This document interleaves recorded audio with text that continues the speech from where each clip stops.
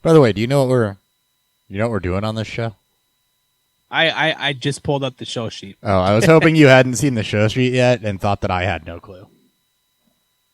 That was the first thing I did because I didn't see a text. I forgot my phone at home, so I got home at like 7:55. I'm like, oh fuck! I saw no text from you. I'm like, oh shit! I wonder if he forgot to. Nope.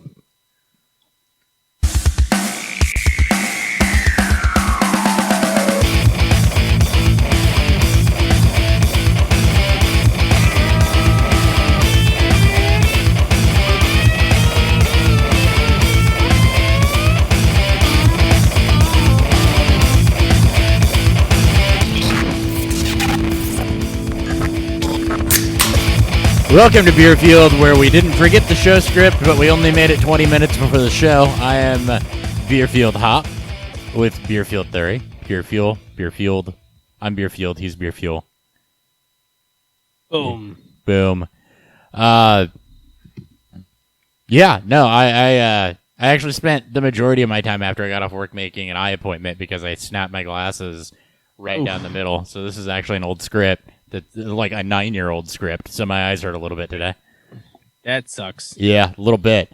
But, you know, it doesn't suck, the fact that we got a show for you today. You know what also doesn't suck? The Fantasy Football Expo in Canton, Ohio.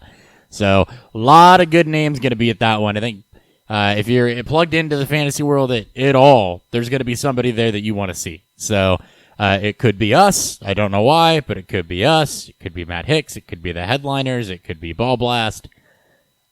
You never know, but we're all going to be there. So, if you haven't, if you're going to be in the area, if you're looking for a weekend trip, want to come talk something, make a Hall of Fame weekend out of it, go see the Hall of Fame Saturday, come to the Expo Sunday, head back home, whatever.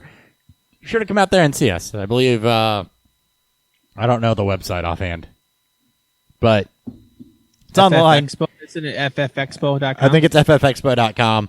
You can get tickets there. So be sure to come check us out. Dan and I will be hanging out. We'll have a booth there. We'll have some more fun things to do this year than we did last year. I'm going to prep for it a little bit more cash flow now that I'm not buying a house 2 years ago. A little bit more cash flow than 2 years ago. So we'll have some cool shit going on there. It'll be a fun time. We'll be hanging out on Saturday with a bunch of folk, probably just tearing it up, being slums, and Expo on Sunday. So, yeah. Good shit. Hell yeah. Hell yeah. Hell yeah. I never actually pulled up the show script. There we are. we are always prepared. Never organized. Always ready to go. We are never organized. And there's nothing organized about this show. It's just going to be a grab bag of items, but the one thing that's always the same, we're drinking. What's fueling Beer Field?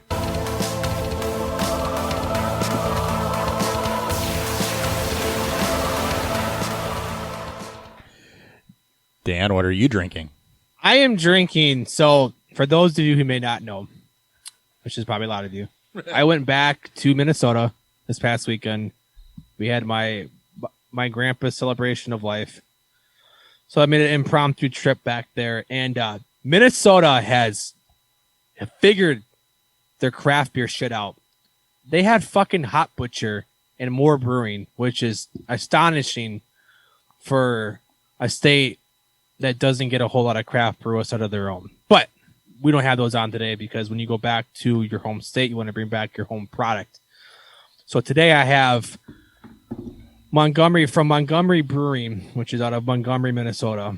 It's Fruit Monster. Fruit as in P-H-R-U-I-T Monster. This is a kettle sour with pink guava, raspberry, marshmallow, and lactose. This is a true on true fruited sour. It clocks in at 8%, which is probably true unless you're going the 450 route. Then it's totally a lie. But as a fruited kettle sour, it's not as slurmy or like heavily fruited smoothie style. So I've had this before, I had it over the weekend, but I want to have it on for you guys this, for the show today. So pumped. So totally not planned. We are 100% in the same ballpark, actually. I was recently down in Kentucky doing a barrel pick. So not local to Kentucky, but regional. This beer's out of Cincinnati, Ohio. It's from Urban Artifact, and it's called Squeeze Box. It's a strawberry Midwest fruit tart with strawberries and vanilla. This is actually 3,000 pounds of strawberries and 60 grams of vanilla beans per 30 barrel batch. So a ton of strawberries in this stuff. Checks in at 8.6%. And they actually list the pH on here too. But checks in at 8.6%. It's a tart, so not quite sour. But it's apparently fruited sour and or tart beers all around with a shit ton of adjuncts. So that's what we're doing today. That is the big style today. It's going to be 100 degrees out tomorrow, so fruited's about the only way to go because you ain't drinking anything heavy. I get to work at golf course and hand beer to golfers. So tomorrow's a god-awful day for a golf tournament.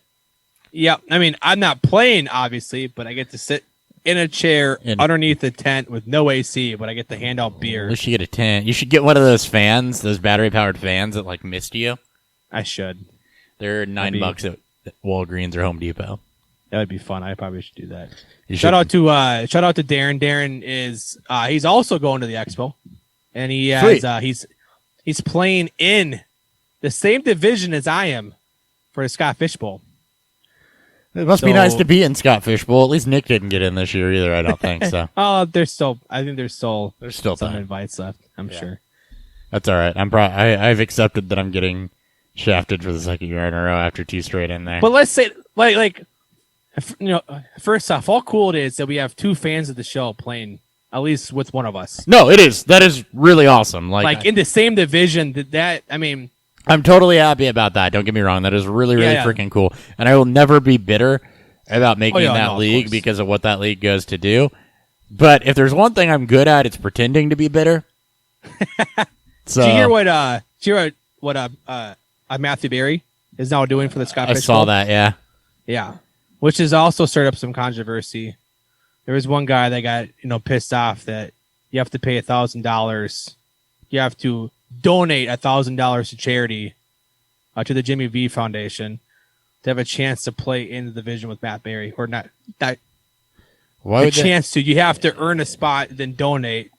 And he got mad because I guess he was pissed that Matthew Berry was promoting, was trying to coerce people into donating money, which is. That's what charity's about. That's what charity's for. When you're if you can't afford it, it's okay. Then don't. When you're a celebrity, that's what you use your stature for, is to coerce people into donating money into charity. Yeah. I don't know what else to say. I mean, that's literally what you do when you have stature to do stuff that's good. I mean, J.J. Watt didn't go out and donate millions of dollars. He raised it because he's a celebrity with stature and he has a following. I mean, that's just what you do. Yeah, it's. I get it. If you want to play, what's cool about Scott Fish Bowl, on top of all the money that it raises for the various Toys for Tots. Yeah, Toys for Tots, plus all on top of the large amount of charities that people donate to just because they want to. In support for Scott Fish Bowl, it allows people to play with their idols within the actual fantasy football community. So don't be mad just because you can't play with Matthew Berry. He's doing this as a way to help promote more, and it's giving back and whatnot. It's still an honor to get invited too. I mean, they have thousands upon thousands upon thousands upon thousands of invites, and it's a small fraction of percentage of people that make it into the league, period. So, anyway, cry about it, I guess.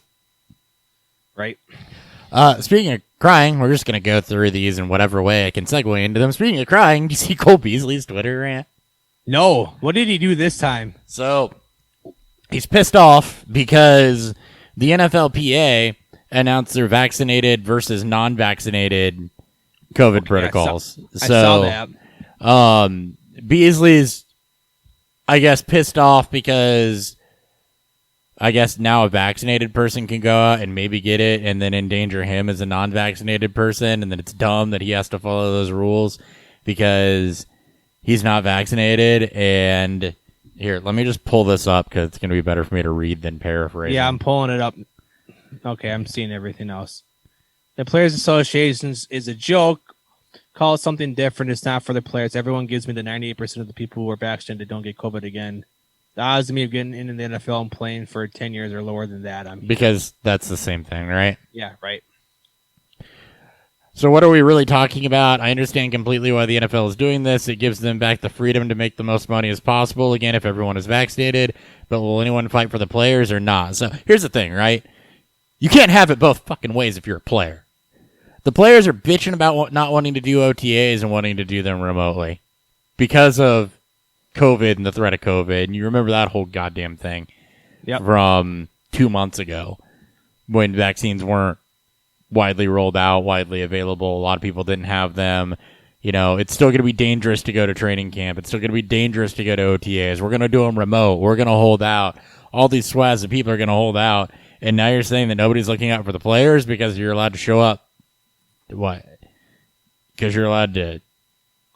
I don't understand. Like, nobody's looking out for the players. We're mad we have to show up, and now it's a problem that I have to get vaccinated? I guess I just don't understand that. Like, it's a circular argument. It's like they're so pissed off because it's like, well, it hasn't gone through like large amount of testing and all this stuff. Like, we're not on COVID-1, guys. This isn't COVID-1. This isn't the first strain of this virus. Like, this is COVID-19. Like, they've done stuff for this for years. Like, they had to like push this through trials and through testing because we got to get vaccines out so we can get back to fucking normal. It's like, we're no doctors, obviously, so we're not going to speak on this in terms of that side. But what I will say is this, though: you're employed. You're employed by an organization, and just like my fucking employer. Same thing, right? You're vaccinated, you don't have to wear a mask, you don't have to socially distance, you're good, all bets are off. If you're not vaccinated or you haven't reported your vaccination status, you do, and there's accountability if you break that. Which is, I mean, it's not like you're going to get fired, most likely, but you're going to have at least your building access shut off and everything. So that you can't go in and endanger others. It's not an ethical choice. You are still an employee, an overpaid baby back bitch of an employee, but you're still an employee who has to live and play by the merits of your employer. So, yeah, you have the freedom of choice. Nobody's saying you have to do this. But like everything else you have the freedom of choice for, your choices lead to different consequences or different privileges or whatever the case may be. So, little Cole can play the fucking victim because they're telling him he's got to get vaccinated or, well, I have to socially distance and wear a mask and contact tracing and continuously be tested and blah, blah, blah. That big a fucking concern, get the vaccine. Or shut the fuck up because it's ultimately your choice. It's laid out to you.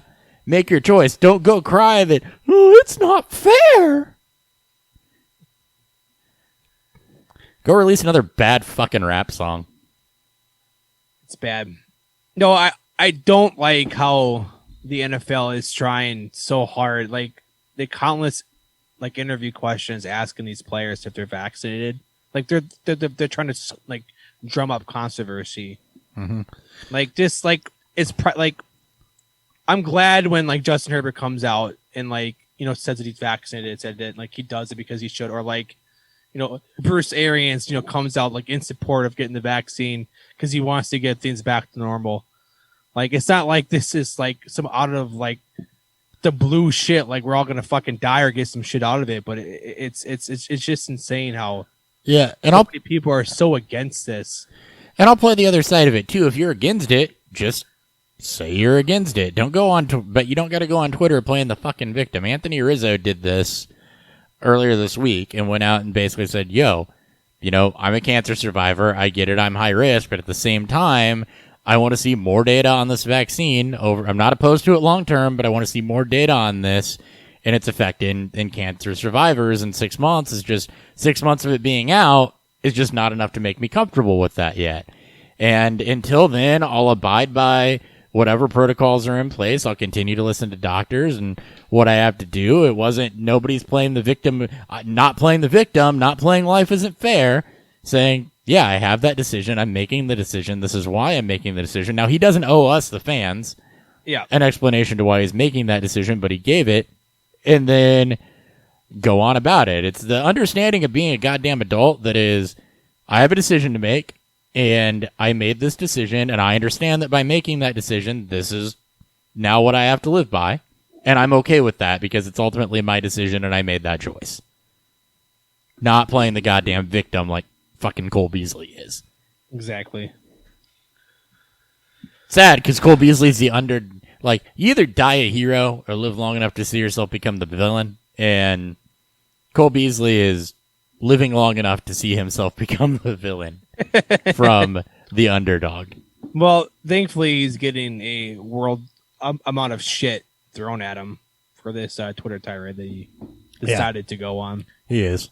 Like, no one's on his side. It's pretty funny. Yep. I saw one guy. I think his name was Robert or something. And he definitely, looked like the type of person that would be against that. Anyway. So I wanted to give you a chance here, Dan. Sure. I'm going to read a piece of news. And Okay. I want to give you a chance to recycle one of your worst takes over the last couple of years. My worst takes. One of them. One of them. Oh, boy. In hindsight, worst takes, I guess. It was justified at the time, in your mind. In my mind. Cortland Sutton won't start training camp on the pup as he recovers from a torn ACL. I mean, he didn't tear it. He tore it, week 1? I nothing about Week route 2? running, changing direction, being concerned about recovery time when he's not starting on the pup. I mean, maybe he'll all start off off season. Maybe he'll start off hot and then get trailed away towards the end of the season. That's the opposite take.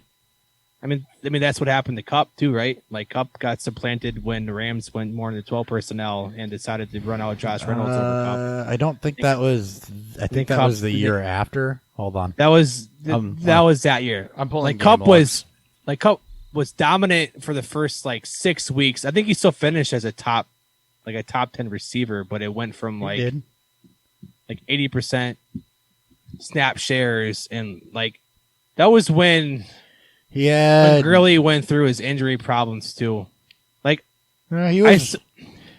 He was relatively consistent. He was touchdown dependent, I think, towards the end of the year. He only had 3 touchdowns all season. That was last year. I'm talking about when he actually came back from his ACL injury. No, I'm looking. Oh wait, I am looking at the wrong one. You're looking at the wrong year then. Yeah, I was. I think he had 14 touchdowns that year. He had 10. And it wasn't at the end of it. He was 1, 2, 3, 4, 5. 1 touchdown in each of his last 5 games. But it wasn't. That's nuts, actually. It also wasn't totally touchdown dependent, especially in PPR, which is where you like Cooper Kupp. I mean, he was 7 of 10 for 99 in week 17, week 13, 6 of 6 for 65. 6 of 6 for 41. I mean, your PPR 10 plus points in most of those. He had 1 goose egg in the middle of the season. He did start off very hot. You're right there. He had and really that was kind of the counterpoint to argument with Kupp though, because your argument was he'll start slow and pick up and drop off towards the end of the season, and it went totally bass backwards on you, which is why I like the razzing, because he came out and had. Let's see, he was over 100 yards in 4 of his first 5 games. He had 4 touchdowns in his first 5 games, and then he had a 220-yard game in week 8 before it started to slow down a little bit. So, yeah, it was the exact opposite of what most people thought of that year. His catch rate from week 10 on that year, he only didn't catch 7 targets. He was 100% catch rate in 5 of the last 7 weeks. He just wasn't getting targeted. He wasn't getting snaps. You look at 13, 73, 34, 92 is obviously great to see. 58-64. It was this odd. It was weird. It was this odd year. Like, in all seriousness, Cortland Sutton's a value. He's always a value. He's always a value. And just wait until Teddy Bridgewater goes out there. You're going to actually put an accurate football on his hands. Like, he's going to be shocked he doesn't have to make these crazy jump ball catches with Drew Lock out there. Yeah, but then if Teddy Bridgewater's throwing the football, he's only running 5 yards deep. That's true. There's a video of Drew Lock out there shooting free throws or something. He's got like this pretty form, so people are all like hyped about him. Maybe we should just quit football and start, become a jump shooter. Is there anything to not be hyped about with Drew Lock? Ever? I mean, you are like the lone fan club. Like you're the lone member of the Drew Lock fan club. I'm not the only one. There's at least one more out there. All right, let's shift gears here for a second. I want to talk beer for a second. So you got something big coming up Saturday. I do. So sorry, you can go. I was just going to say, so you got a tap takeover coming up. So why don't you let the people that don't know what a tap takeover is in the beer world, why it's good, how it works, what's cool about it, et cetera, et cetera. So, a tap takeover is kind of what it sounds like. It's when a bar or restaurant or whatever decides to have a handful of taps or kegs on from a certain brewery. So there's a brewery down where there's a restaurant down where Hopper lives by that is putting on a handful of distilled kegs who I work for. And this is a great way to help drum up business around the area because you promote it. Like this is Distill is going to put on 3 or 4 kegs here. We're going to help, promote, more craft brewery out here and allow us to get people back and to kind of be themselves. But it's great for the brewery because you are now putting on, 3, 4, 5 different, kegs on to help promote your beer, which is going to help grow awareness around the area that's doing the tap takeover. Top of that, people like me, who is the sales rep in that area, will be handing out free merch, free swag. I don't say merch, but free swag. And it's a good way to kind of drum up easy promotion for the brewery and also drive in higher business for the restaurants. And people like me that live a half mile away get to just go in there and slum it up and get some free swag and drink beer. Yeah, like you're basically telling your customers there, we're gonna put on some good beers because generally during these tap takeovers you don't put on the basics. You're not putting on one of their year-round beers. This is when the good stuff generally comes out. Yep, so we're getting some good beers. You need to come in here for this. It gets hyped up. It's going to be a fun time. Yep, like you get like free glassware. You can get some free coasters, some free stickers. Some places will actually give out free shirts, hats. And it's also a good way because you'll generally do these during another promotional, during like a trivia night or some sort of Are they doing bigger promotion to drive in more business to get more people in. Are they doing something else on Saturday too? They're not, but okay. Just wanted to be. I try to. Just wanted to know what I should be prepared for. It's going to be you just show up. You can buy 3 or 4. I think there's 6 different. I think there's 5 different kegs. I think. So I'm going to show up and drink some beer and eat some food and hang out and get a sticker for my Keyser is what's going to happen. Pretty much, and maybe some coasters. Yeah, I'll get some shit. I know a guy. Yes, I know a guy. I know this guy. All right, more NFL because it's training camp and there's not a lot of news, but there's weirdly some news. First off, the era of the diva wide receiver, is it, unless you're Cole Beasley, is it dead? Allen Robinson, Devontae Adams not planning to hold out for contracts. They're both going to report and play and be happy about making a boatload of money.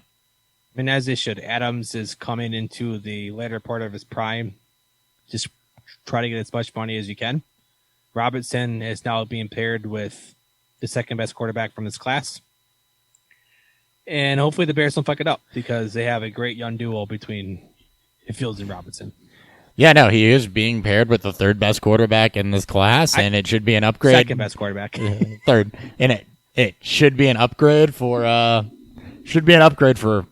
Robinson, and hopefully help him be as good as people think he is. But at the same time, you're happy to see it. He's playing for his next contract, playing for some stability. It says that there's not necessarily a ton of bad blood there. Things that don't necessarily make sense. Zach Taylor, Joe Mixon is going to split third downs.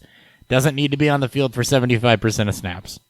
I mean, I disagree because there's nobody there. So Samaje Perine worth supplanting Joe Mixon. But what's great about in today's NFL, Mixon can command the bulk load of the targets in the backfield, then it doesn't matter. Even if it's 65 to 70% of the snaps, not 75, you're still in great shape with Joe Mixon. So, Delvin Cook has made his hay.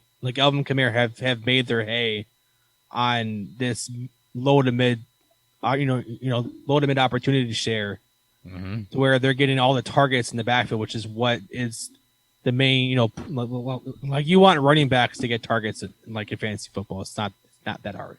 Yep, and if Samaje Perine's coming in to spell Joe Mixon on occasion, then it just means Mixon might be healthier, which is good for everybody. All the truthers out there. Good for everybody. All right, on to the Jets. So again, it's OTAs, and we're going to make fun of this in a little bit on everything that comes out of OTAs, but there is something to know really for.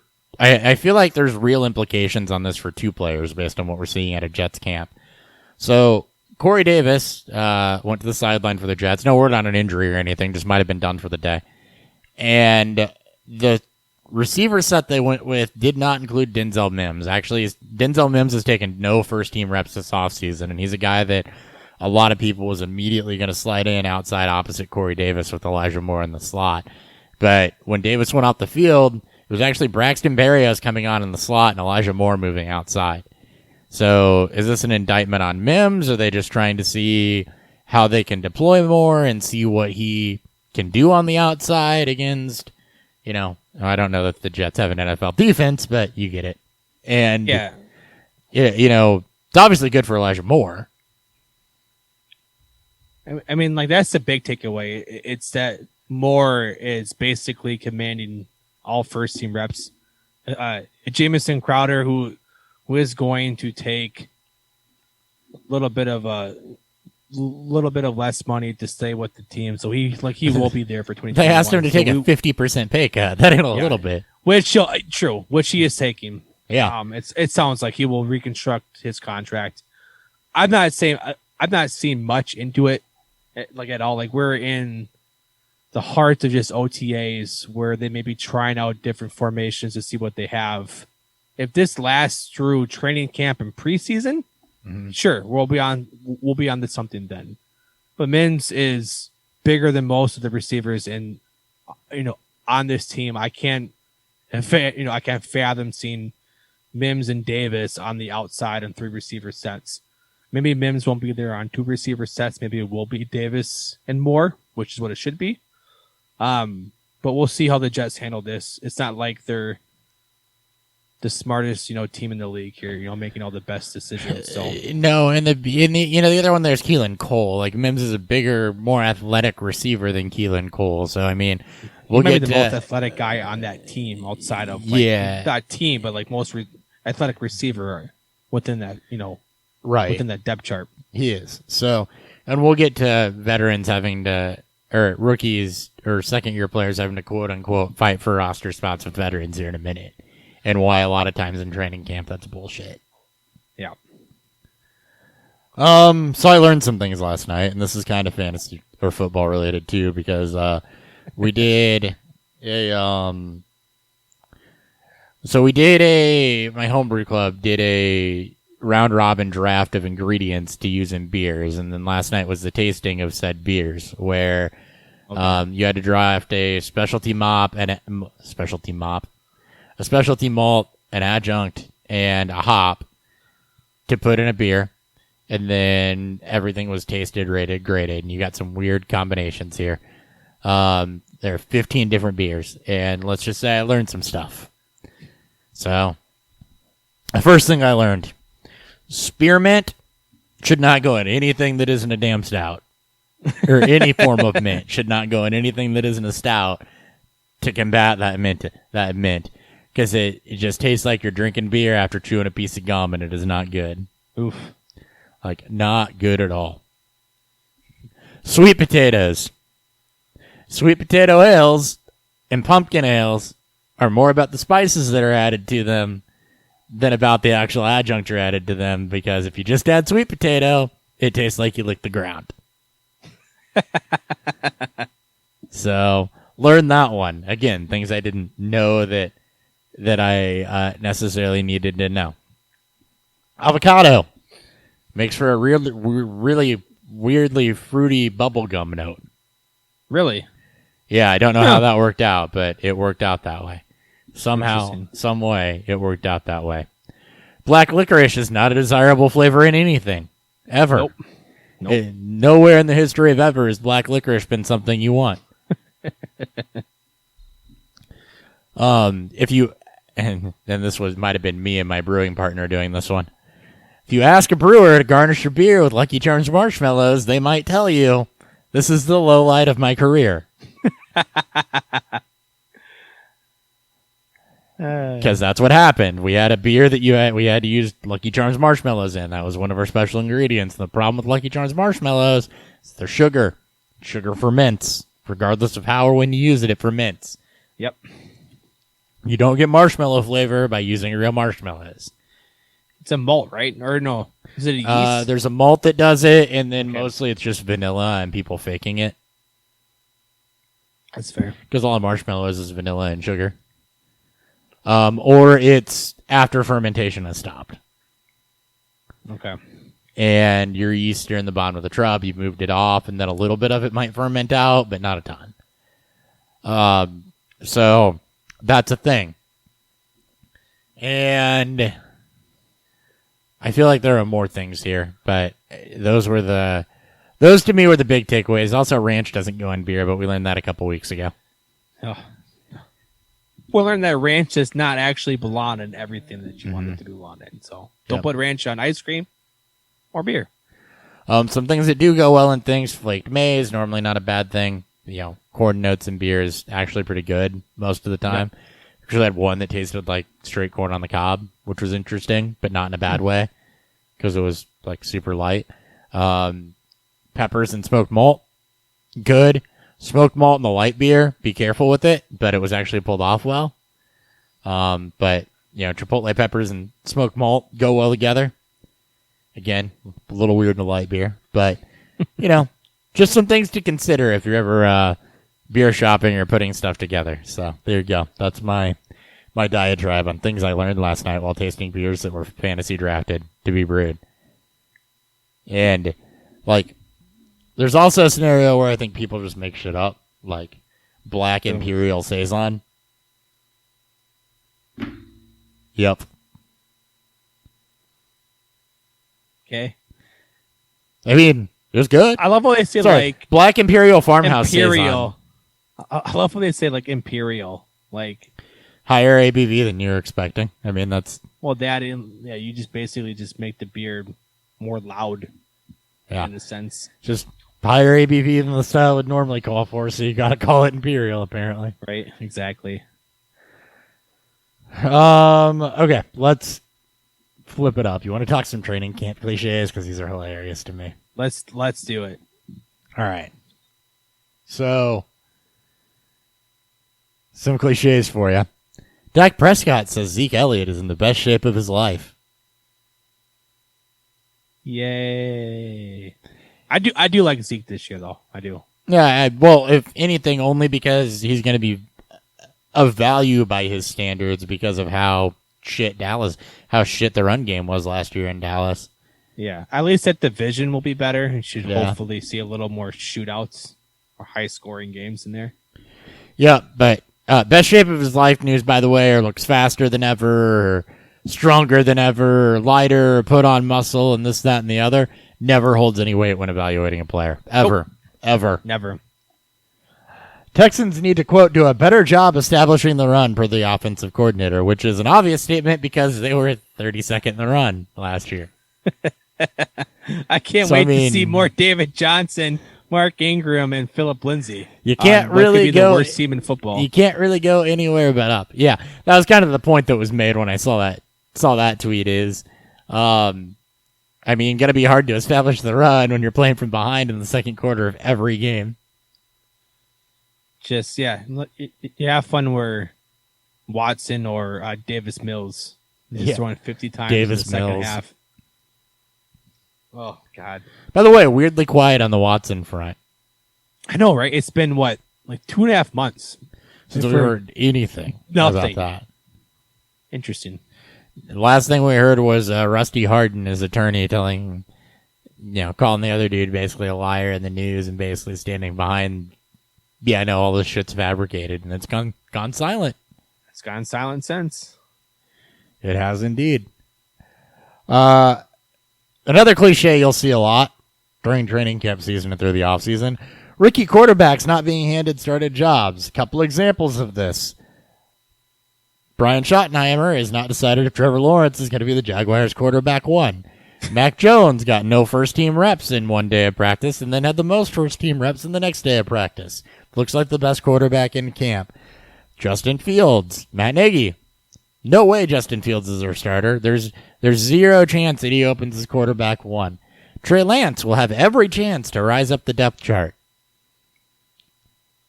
I love it. It's like they're trying so hard to create smoke. And every one of us is like, just, what are you trying to get advantage of? Like, everyone knows. It's just the illusion of you get handed nothing in this league. So you have to come in and compete with this veteran that we have and earn your spot and prove that you're better than this veteran that we have, even though everyone knows Justin Fields is better than Andy Dalton and Mac Jones is better than Cam Newton at this stage in their careers. And Trey Lance may offer more actual upside than Jimmy Garoppolo, and Trevor Lawrence has a ton more upside than Gardner Minshew. Of course, Lawrence is hurt again, so there's that. Sad. I can't wait for this class to disappoint the same way that 2018 did. And then we're all like, what happened? Another thing that you should be wary of. Swift and Goff are building a nice rapport in practice. Player X is really comfortable with player Y. Yeah, because we don't need to know that DeAndre Swift is going to command literally every single target. They look real comfortable on fucking screenplays. Which is all they're going to run because they have no receivers on that team. Amon-Ra St. Brown. It's a great number 2. Behind the nobody at number 1. TJ Hawkinson. I can't wait for Hawkinson and Swift to lead this team. I do like St. Brown. We all know what its limitations are from an athletic standpoint, but someone's got to catch patches. Someone's got to be the new Terry McLaurin, where there's no actual depth chart behind. Yeah, except don't expect the yak and the deep balls to St. Brown that you get out of McLaurin. Just it's going to be at least volume. The Lions have a decent offensive line to give Goff a chance to throw it deep. Yep, and no defense, so I'll have plenty of chances to throw it deep. Exactly. Another thing you should be numb to. Giants quarterback pleads guilty to gun charges. COVID's over. You're going to start. I didn't even put the guy's name in here because I don't remember it. It wasn't anybody significant. But COVID's over. NFL players going to start acting a fool. Love it. Just I can't wait for third player on the depth chart does something stupid and we're supposed to care about it. And if you listen to this show, one thing that we were going to shamelessly do, Roberto Aguayo has been released. A former second-round pick, traded up for a second-round pick, Roberto Aguayo. It's been released from the Patriots. And what that references is that anytime there's an obscure player that we have had fun with in our past, liked in our past, didn't like in our past, etc., that's cut from the back end of a depth chart, we're going to talk about it. Just wait till you get all your Kalen Ballage news. Somehow Brad Kaya shows up. Oh, my God. That play action, though. Yeah, I mean, this is where you're going to get all of it. God, I was so bad. I mean, I'm still not good, but Jesus Christ. We'll keep the cliches coming every week because that's kind of a fun one to do to make fun of stuff. But hell yeah. Yeah, in all seriousness, the only thing to take away there is that things are going well for Swift and Golf. Yeah, and you should not be concerned Which- about Jamal Williams taking away significant snaps. Yeah. Swift will be just fine. He may not be a high in RB1 this year, but the Lions don't need to wear and tear Swift this year when they're just trying to survive the 21 season. They do not. So, Bears news broke today. I saw that.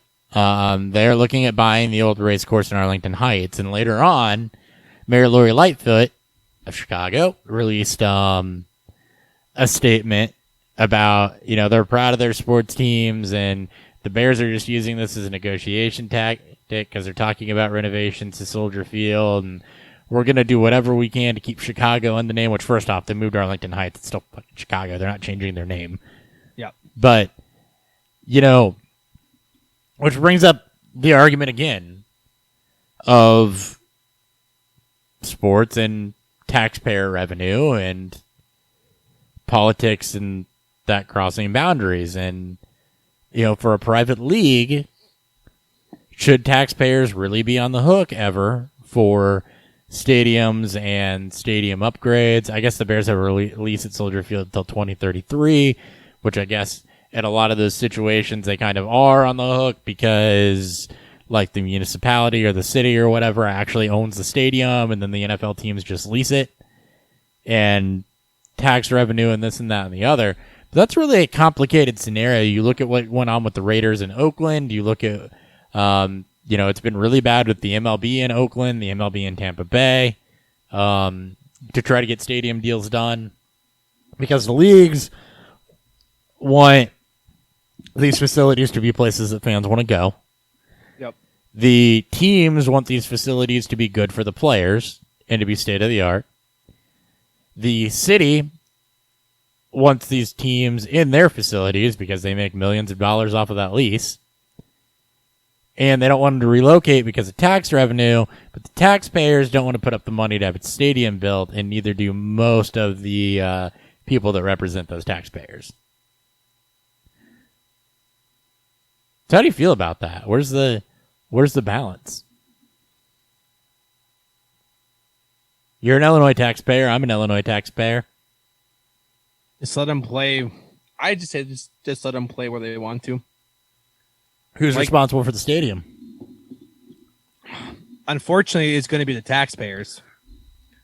It should be. I mean, you would hope it'd be the actual organization because they make so much more money off of it. And then actually, it's tough. Like it's. I know there's generally it's generally the state will help pay, the teams itself will pay, and then you'll get the rest of it being paid from the people who live in the actual state through all the state taxes that come through. So I don't know who should pay it. It should be the teams, right? Like they're deciding on where they want to play, but I would think the state would want to have more involved because it can help drive up so much business. I mean, they're going to get tax that. revenue regardless, though. I mean, the only thing that's really in it for them is the lease, right? Because, I mean, even if the team is selling tickets, beer, food, merch, whatever, I mean, you're still collecting sales tax. You're still collecting all of your taxes off of hotel stays, all of your taxes off of, leisure. You'd be collecting property tax from them at that point because you don't own the property now. I mean, I think that ultimately it's an entertainment business is what sports is, and that, taxpayer dollars should be out of it for the most part. And, you're going to get tax revenue out of it regardless if you're the municipality, but, the team should be on the hook for the stadium. Yeah. And the land and every other part of it, and because the business, right? I mean, the county isn't on the hook for the dairy freeze around the corner from me. It's no different. Exactly. All right. I want to look at some ADP. It's one of the last things we do on the show. I got it pulled up, too. I pulled up ADP Calc. Okay, I'm on Fantasy Pros, so we'll see how close these are. Sure. I'm going to look at quarterback first, I guess, and just see the order people are going. See what's surprising here. Aaron Rodgers going 8th off the board. Is that surprising? Is that where you'd expect him? Is this just, is this a I don't think overreaction? I see on Fantasy Calc, he's only been drafted in, he's one of the least drafted quarterbacks amongst the top. I think there is some concern. And I think you'll see his ADP fluctuate the same way you'll see Deshaun Watson. Watson will be a little bit more extreme. Yeah. With Rodgers, I think people just expect Rodgers is going to play. Yeah. It's either he's going to retire and be the next host of Jeopardy, or he'll play, and then we'll see what happens in 2022. Yep. So in front of him, by the way, what's going in front of him is Mahomes, Allen, Murray, Prescott. Prescott going 4. So, guy you'd normally expect to be a value, definitely not going to be a value this year. There's a lot of what's shocking Jackson, is Wilson, Herbert. In single QB leagues, there's 6 quarterbacks going in the first 5 rounds. Mahomes going which second, is insane. That's shocking. Josh Allen and Murray going in the 4th. This is per Fantasy Calc. A full point single QB, but Jackson, Herbert, and Dak all going in the 5th round. There's a lot of quarterbacks going that early, which means you're going to see push value from other positions, and you're seeing guys like Jalen Hurts in the 7th round. It's a great value. Ryan Tannehill in the 9th round might be one of the best value picks for a guy who's got a Konami code upside, and just added a fucking Julio Jones to his offense. Another guy that jumps out to me is somebody that could potentially be a single quarterback value right now is Carson Wentz. Wentz is a streamer. He does still offer some rushing upside, especially now he's a couple years removed from his injuries. It's like Cousins plus, but he's got a better offensive line. He's going to have a better team around him, and this is a guy that's been a top 10 quarterback when he's been put in a position to succeed. So, the fact that he's the 22nd quarterback off the board is pretty freaking insane. I'm looking at Jalen Hurts as the 10th QB. What I'm seeing. That insane. He's got the QB1 upside. People have to understand Hurts has the QB1. He could have a Lamar Jackson 2019 type of upside to him, especially in that offense and then playing within that division. You got Tannehill as the QB15 in the 9th round, and then a guy like Trey Lance, who is going to offer that high end, rushing floor as that maybe second half QB that you can probably get for free because he'll probably go undrafted and then dropped. Yeah, at some point, in these single QB leagues, they're basically looking for high rushing floor with some sort of upside to them. Yeah, and some other guys that have upside that could be free that you look at drafting if you're trying to stash a streamer. Jameis Winston, 29th, damn near undrafted. Zach Wilson, 31st, damn near undrafted. He's going to be the starter. Zach Wilson is the one guy there hasn't been smoke and mirrors around saying he's not going to start week 1. Who is the backup? Who is the second quarterback? And I'm going to look this up. No idea. I'm going to look this up, but I also see, Daniel Jones. He's a top 5 run. He's a top 5 rushing quarterback. Granted, he's not great, but they just, he's got a healthy Evan Ingram. They brought in Kenny Galladay. They brought in Kadarius Toney. And he's getting back Saquon Barkley. There's a chance for Jones to actually pay off on his insane value. I won't say value, but insane. He's got upside. He's got, he's got a QB1 upside to him. And Sam Darnold's another guy I'll highlight. He landed in Carolina with an offense that's going to be fast paced. It's going to throw the football. You've got the best, and you've got people there that are going to demand that they throw the football. He's going to have Christian McCaffrey. He's going to have DJ Moore. He's going to have a Robbie Anderson there. Sam Darnold right now is the 32nd quarterback off the board, and he's in as good of a position to succeed, at least as a passer, is anybody. He should be up in those teens and streaming ranges as well. Yeah, there's one thing. So the Panthers are actually a pretty slow-moving team. You have Darnold, who's not a fast, quick player. And Bridgewater is a pretty they weren't as fast paced as Bridgewater is very methodical. methodical at the line, though, too. He's very heady. Yeah. And very I mean, big at Darnold's adjusting got some plays, gunslinger so. to him, but yeah, it's not going to, like, just don't expect, like, Cardinals pace. But Darnold, again, there's going to be value in streaming, like there usually is in single QB leagues. Mhm. So don't reach, don't reach on any of these quarterbacks. Don't reach on Mahomes. Don't reach on Allen, Murray, Prescott. Like there is, like, Hurts is probably the best value in my opinion, based on these June ADPs, and I expect these correct themselves. So at some point, Speaking of June ADPs, I'm looking at running back, and there's some things here too. is there some good value too? Let me go to PPR. Are we doing PPR or half PPR? I do full because you I'll do get full. generally a little more. You get a little Yeah. more drafted players in full, so you get a little So better to see. right off the bat, Christian McCaffrey at the 101, given what he dealt with last year and the change at quarterback. I mean, full PPR, that still makes sense, but Cook, Kamara right on his heels. I mean, that's got to be a tier thing, right? I mean, that can't be he's that far ahead. Between him and Barkley, Barkley's down Kamara- at 5. yeah, like Barkley's one of the best values right now. Like there's that offense won't change. Like I think that offense will still funnel through him. Mm-hmm. Cook will be fine. Kamara, you do have to be a bit concerned with the change of quarterback. You're going from Keen checked out himself and Drew Brees to Winston, who likes to push the football, and Taysom Hill, who, we get these mobile quarterbacks who want to run instead of check it down. I'll be interested to see how Kamara does, because I'm all in on a guy like Austin Eckler with Justin Herbert.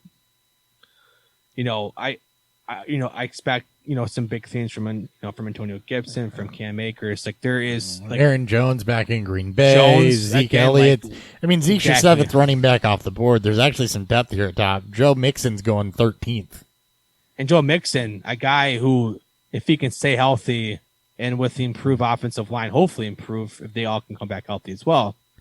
Mixon on that offense, being dubbed like the Dallas of the AFC with no defense and a lot of offensive weapons, Mixon could be also in line to pay off very nicely at the 207, at the RB13 in these early, these early ADPs. Yeah. Najee Harris at 16 is interesting. He's going to get volume. He's going to get volume. It's just that Lot team of was volume. so bad, and they did nothing to address the interior offensive line. That little eyebrow raising to see him ahead of, like a David Montgomery who came on big at the end of last year, or Chris Carson who's been very consistent. Of Mike Davis who's going to see volume. Talk about a value at running back, by the way, with nobody else behind him. Mike Davis is 27th. Mike Davis might actually fuck around and get 100 targets. He could. This year. I got Najee Harris at RB28 at the 511 right now. I got him. I'm showing him at his RB16. Which is insane because I would take him. I still see James Robinson at the. He is I don't know how 29th accurate per these are. FF Calc, because keep in mind, Fantasy Pros pulls in composite. FF Calc has him at 29th, which is by far the lowest. He's at 10 on RT, 12 on ESPN, 16 on Fantrax. I'm gonna pull up FF Calc. I think that seems a little more accurate to what to expect. But with Eckler, I love Clyde Edwards-Helaire. It's become a value. He's going to see more opportunity with and he's going to be value again. Swift, he may not be an RB1, but he's going to get a lot of targets. Damian Harris all the way down at RB35. He'll be a great zero RB guy. Yeah. Same thing, I think, for A.J. Dillon, who could have some week-to-week value. A guy like Javonte Williams, who's going to have a shot in Denver. I like Nyheim Hines and Gus Edwards, who I think have standalone value, and we'll see that increase if anything were to happen to the actual starters. Travis Etienne's in the same boat. Yep. Travis Etienne's actually got, I think, more of a path to upside, too, because it doesn't necessarily rely on something happening to James Robinson. Yeah, and he'll get the majority of the targets. Same thing for Michael Carter all the way down at 42. And the Jets, who really just have a wide open race right now. Yeah. You want to take at least one shot at a Jets player. If it's not Carter, you have Ty Johnson, you have Tevin Coleman. If we expect this Jeff offense to be better this year, which they should be, whoever starts, whoever is the pass catcher in that offense, I think it's one you want to keep an eye on through this offseason. Indeed. All right, looking at wide receivers. Actually, I don't really see anything through the first 20 that is super eyebrow raising to me.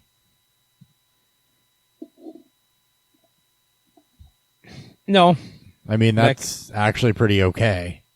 I mean, for what Julio, I still have Julio as the wide receiver 13. I expect that to go down. Yeah, and I'm assuming Julio showing up at the 15 is just because it's June, so you're not fully adjusted to the trade yet. Yep. Through what's going through here, so I was kind of throwing that one out. Deontay Johnson at 21 is the first one that gets a little bit eyebrow raising, just because I don't think Pittsburgh improved that much. Tyler Lockett at 23 will be a value again. DJ Moore at 24 should be a value. So, I mean, I think that's where you start to get a little eyebrow raising. Brandon Ayuk at 25 is definitely eyebrow raising. Yeah. Juju maybe at 27. Yeah. I would take Claypool over Juju. I mean, I love Juju, but I think Pittsburgh's offense is just not, with reports of him playing on the outside more, and that's going to push Deontay Johnson inside into the slot. Should be will be more preferred. Am I seeing massive Bengals disrespect? Yeah, massive disrespect for Bengals wide receivers.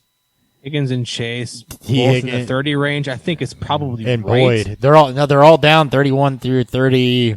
31, 34, and 36. Yeah. Yeah. The fact that Chase is not above Higgins is a good thing, as Higgins should still be the one the fact this that year.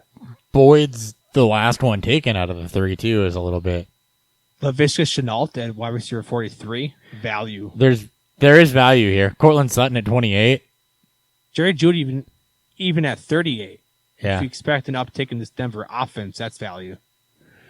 Like usual, there's Devonta Smith at 41. Everywhere. I mean, there is value everywhere. Yeah.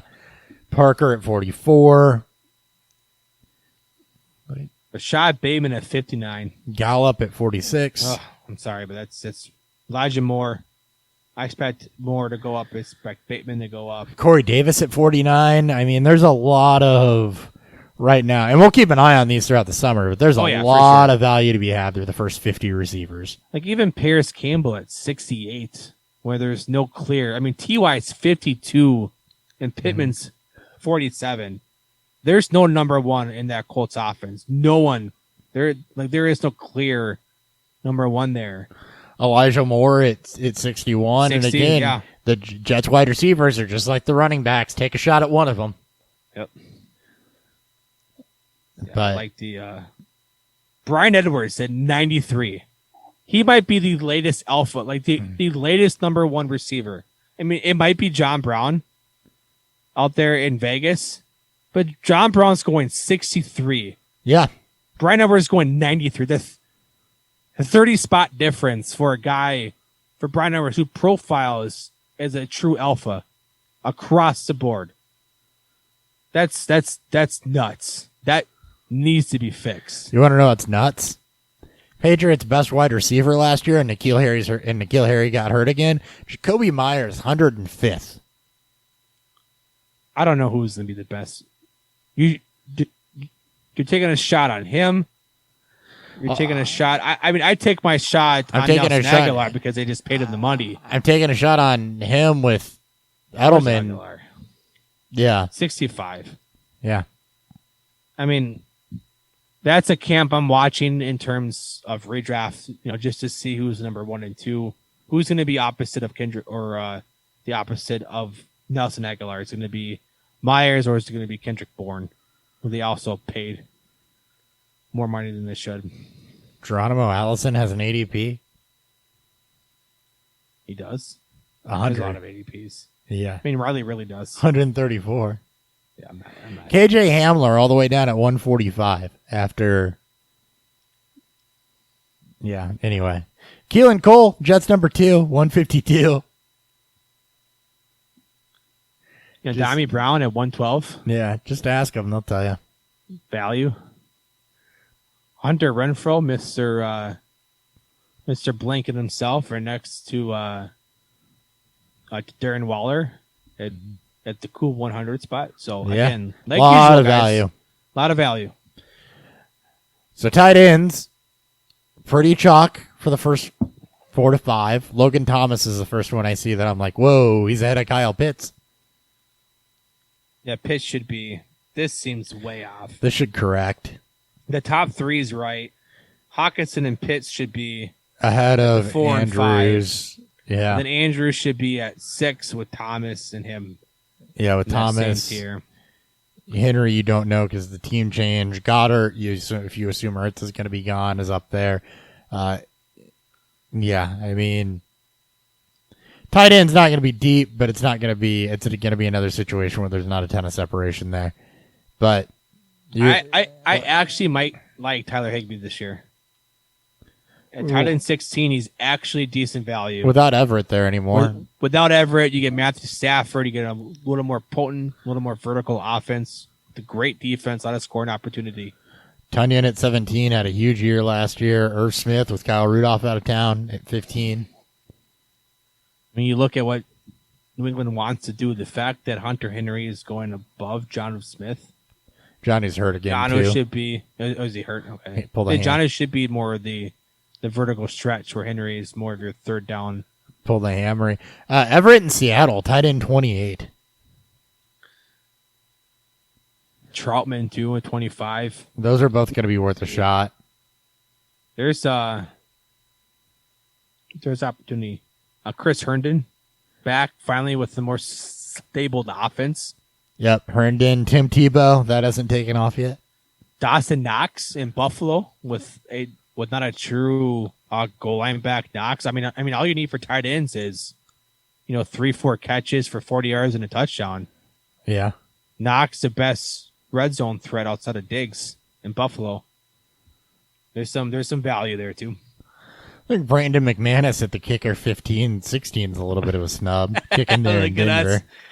A kicker news. Young Koho, kicker 3. Young Wei Koo. You weren't even close. Nope, I'm saying Yun Ho Ko. I don't care. Yun Ho. Yeah, a kicker news. No Cairo Santos either. The disrespect. Will Lutz 9. And Tyler Bass at 7. That should be higher. I mean, Jay Tuck should always be. Dude, Jake Elliott's all the way down at 24. For some reason. It's because we don't trust. He's not as good as he used to be. I mean, Joey Sly. Who was fantastic last year. Yeah. Huh. Defenses. We don't look at these enough. We don't. Rams up at 1. That's fair. Washington at 5 is kind of a deal. A lot of sacks and turnovers for Washington with that insanely good front four. Yeah. It just seems about fair. It does. I do expect Minnesota's defense to be better. So 23 should be a value. I expect the same way for the Bears. I think the Patriots being at 10 is a little bit high. A little too much respect. Same thing with the Dolphins. Oh, the Dolphins outperformed Dallas at them. 15. It's definitely high. Yeah. Denver at 14. That could be a little bit of a steal, given what they've done. Yeah. A lot of young pass rushers there, too. And the Chiefs, again, when you have the best offense in football, a lot of opportunity for turnovers. Texans somehow not last. Detroit somehow not last. I mean, the Raiders and Bengals and Jags are your bottom 3. That's pretty god awful. I mean, so let's look. So you have the Lions, the Falcons, Jags, Bengals, and Raiders are behind the Texans. You're apparently sexy. Oh, I'm not sexy Yeah. with my nips out. Yep. Oh, I don't know what this is, but thank you. I appreciate it. We got anything else? Are we done? I think. Oh, we got a that's it. beer review. Yeah. I mean, I saw some Would You Rathers. Oh, I made a dynasty trade too, by the way. Let's with talk Sean. about your dynasty trade. Would you rather talk was about just that. in case we needed to fill time. I wanted to make sure we got to an hour. We're at an hour, so. Perfect. So let's talk about our beers and let's talk about this trade I made with Sean. You want to do the beer review first, or do you want to do the trade talk? Let's do the beer review first because you made a trade with Sean, and I think that I want to enjoy this beer review, and we'll just end on a bad note. All right, I'll start then. Again, I am drinking Montgomery Brewing, which is out of Montgomery, Minnesota. This is their fruit monster, their fruit with pH. This is a kettle sour with pink guava, raspberry, marshmallow, and lactose. This clocks in at 8%. Again, as what you should expect from a kettle sour or a sour beer with lactose added, is going to be soft, somewhat balanced, somewhat tart, somewhat sweet, with the fruits taking out the most.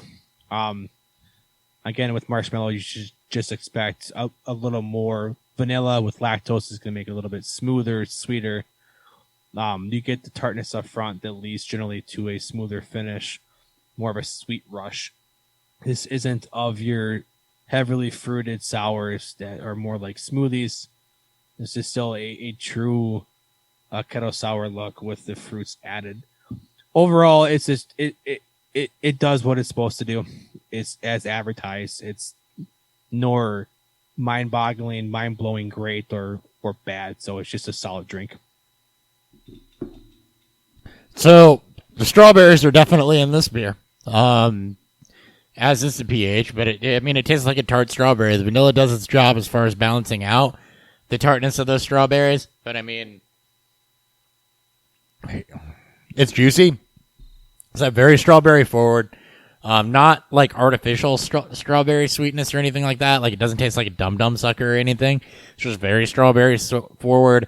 Fades into a nice soft tartness, if you will. It's not overly sour. It doesn't pucker lips or anything like that. Just fades into a real nice soft tart flavor. In the vanilla, it balances out nicely. Long strawberry on the finish. I mean, there's basically one flavor to this beer, and it's strawberry. It's good. It's a good summer drinker. A little on the sweet side. Yeah. Not shocking. Yeah. All right, so Dynasty Trade, because apparently this has become a minor segment in our last two podcasts. Yeah, it just means you got to keep making them. Maybe I should make a few. Somehow. I mean, I've had some offers, but I traded. This is a single quarterback, single tight end, pretty much your basic of your basic Dynasty leagues. It's yours. Half point PPR. I traded away George Kittle, and I got in return Hawkinson, a 22-second and a 23-second. What are your thoughts? Single tight end, Hawkinson definitely has Kittle type upside if he ever ends in an area where he gets targeted to that level or anything like that. Second round that this year, probably. Second round picks, I mean, Sean figures to be relatively competitive. He's not got a deep team, but he definitely has talent. So you figure those are probably going to be more towards. They're both his. So you figure that those are probably going to be more towards mid to back of the second round, probably. Yep. So, I think draft compensation maybe a little bit more, but like I said, Sean's team's not deep. He's an injury or two away from being back in the shitter. So a little bit of a gamble, but definitely with single tight end, the variance isn't that much to be sad about. It definitely strikes me as a trade Sean would make because I could see him sitting there thinking that clearly favors him, even though there's definitely scenarios where it does not. Yeah, so again, I'm back in Minnesota. Sean lives in Minnesota. Sean and I had some beers and we talked about it. We generally try to do a trade when I'm up there. And That's how he one gets guy- you. He butters you up with beers, and then you actually trade with Satan. I mean, yeah. So he's only wanted Kittle. Sean has got Watson and Burrow as his quarterbacks. So he's playing with fire, from that position. He's got no depth at running back. He's got a very good receiving core. And he just won the championship this past year. Obviously, Kittle is going to help. I don't think Kittle and Hawk are going to be that far apart this year. I don't either. It's what we expect to see from a Trey Lance-led offense with Hawk, or not with Hawk, with Kittle. A hopefully healthy Ayuk, a hopefully healthy Deebo Samuel, a non-existent running game. But you have just yak monsters across the board. The running game will be existing. It's Kyle Shanahan. You're not going to look at it and say it's this guy, but the running game will definitely exist. You just don't know. I mean, you'll know kind of week in, week out, but you just don't quite know until some injuries occur, which always seems to happen with that Niners backfield. So I saw it as a slight downgrade. Kittle, we just expect will lead that team in targets if all things remain the same. He'll generally lead, at least be top 3 in tight ends and yak. But with Hawk, with no wide receiver one in Detroit, then they're kind of in this in-between spot because you and I both know Goff isn't the future in Detroit. No. And that's where the problem lies in with Hawkinson is who's going to throw him the football within the next couple years. Goff's contract doesn't become a concern until 2022 where his out actually occurs. But they should figure it to be a bottom 5 team over the next couple seasons. So we'll see who they draft in that within those spots and just where they land. So I don't see it as a big. I tried to get it first out of Sean. He wasn't about it. Well, of course not, because that would have made concerns. the trade actually fair on paper. Actually, per some of the trade calcs they use, I fleeced the shit out of them. Yeah, I don't give a shit about your trade calcs. But I mean, getting 2 seconds, being able to be more flexible with those picks, use to try to get better ends. I'm using those. I have 3 second round picks in next year's draft.